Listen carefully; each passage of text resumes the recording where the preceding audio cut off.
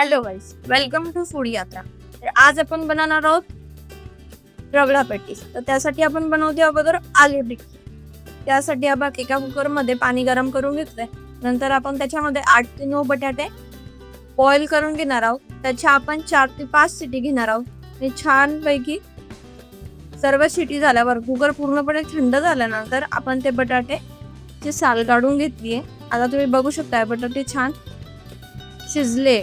त्याला मी छानपैकी मॅश करून घेतलं. नंतर मी त्याच्यात टाकले गे मसाले, अद्रक, हिरवी मिरची, धनिया पावडर, लाल मिरची पावडर आणि कोथिंबीर. हे सगळं आपण मिक्स करून घेणार आहे. आणि त्याच्यामध्ये ऍड करणार आहे आपण 3 ते 4 ब्रेड. ते ब्रेड मी छान अगोदर पाण्यामध्ये डीप करून घेतले आणि नंतर मी त्याच्यामध्ये ते मिक्स करून घेणार आहे. ब्रेडने आलूला छान बाइंडिंग येते.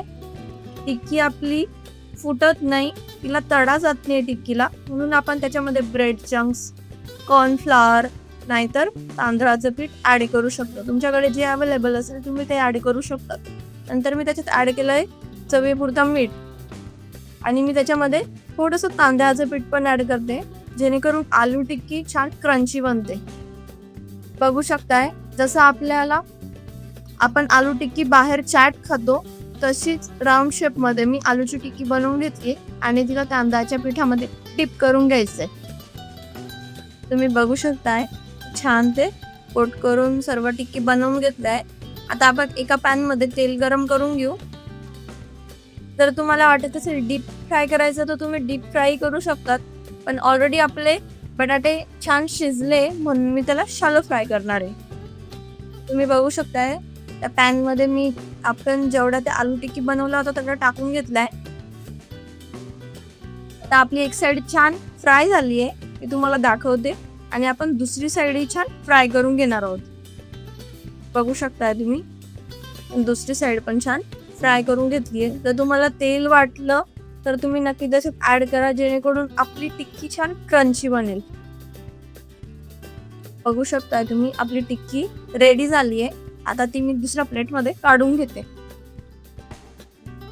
बघा ती छान दिसते. नंतर आपण बनवणार आहोत रगडा. तर रगड्यासाठी मी पांढरे वाटाणे 8 ते 9 तासांसाठी भिजवून घेतले.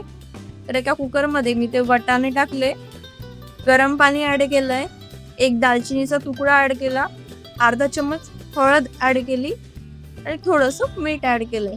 आणि त्याच्या आपण आता 5 ते 6 शिटी घेऊन घेणार आहोत, कारण आपल्याला रगडा बनवायचा आहे. नंतर ती शिटी होईपर्यंत आपण इमलीची चटणी बनवू. तर त्यासाठी मी काही चिंच गरम पाण्यामध्ये 10 मिनिटांसाठी भिजवून घेतलीये. तुम्ही बघू शकता ती छान अशी भिजली आहे. नंतर मी तिला छान ग्राइंड करून घेते. तर बघू शकता ती छान सगळी ग्राइंड झाली आहे. नंतर मी तिला गाळून घेणार आहे एका गाळणीने. सगळी आपण ती गाळून घेऊ आणि जो चिंचेचा चोथा उरणार आहे तो आपण फेकून देणार आहोत. बघा एवढा तो आपला चिंचेचा चोथा उरलाय तो आपण फेकला. आणि जो आपला चिंचेचा पल्प बनलाय तो आपण गरम करून घेणार आहोत. त्याच्यात आपण थोडंसं पाणी ऍड करणार आहे. बघू शकताय तुम्ही आपण ते कमी गॅसवर स्टर करत राहणार आहोत. तर ते छान उकळी आली, त्याला दाटसर झालंय ते छान.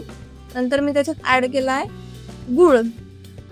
जेवढी आपली चिंच होती तेवढाच आपण त्याच्यात गुळ ऍड केलाय.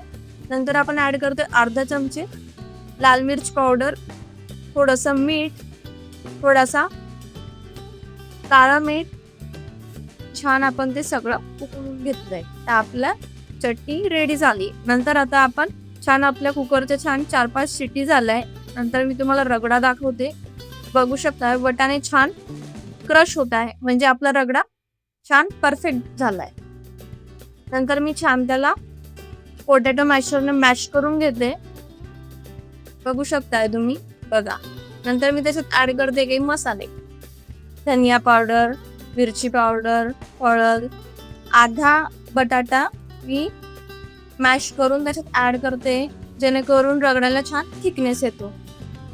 अद्रकचे तुकडे, कोथिंबीर आणि काळं मीठ. आणि चवीपुरतं आपण थोडंसं त्याच्यात आपलं रेग्युलर मीठ ऍड करणार आहे. काळं मीठ ऍड केल्यामुळे आपण थोडंसं आपण रेग्युलर जे मीठ यूज करतो ते कमी ऍड करणार आहे. नंतर आपण ऍड करू त्याचे थोडंसं गरम पाणी आणि छान ते सगळं स्टर करून घेणार आहे. आणि कमी गॅसवर आपण 5 ते 10 मिनिटांसाठी ते उकळून घेणार आहोत, जेणेकरून आपला रगडा छान ठीक होईल. तुम्ही बघू शकताय आपला रगडा छान ठीक झालाय आता.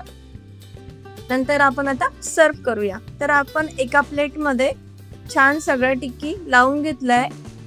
नंतर आपण त्याच्यात टाकतोय रगडा. नंतर आपण त्याच्यावर टाकले थोडेसे बारीक चॉप केलेले कांदे. नंतर आपण त्याच्यात टाकणार आहोत कोथिंबीर आणि जी आपण इमलीची चटणी बनवली होती ती आपण त्याच्यावर टाकणार आहोत. त्या इमलीच्या चटणीने खूप छान टेस्ट येते रगड्याला.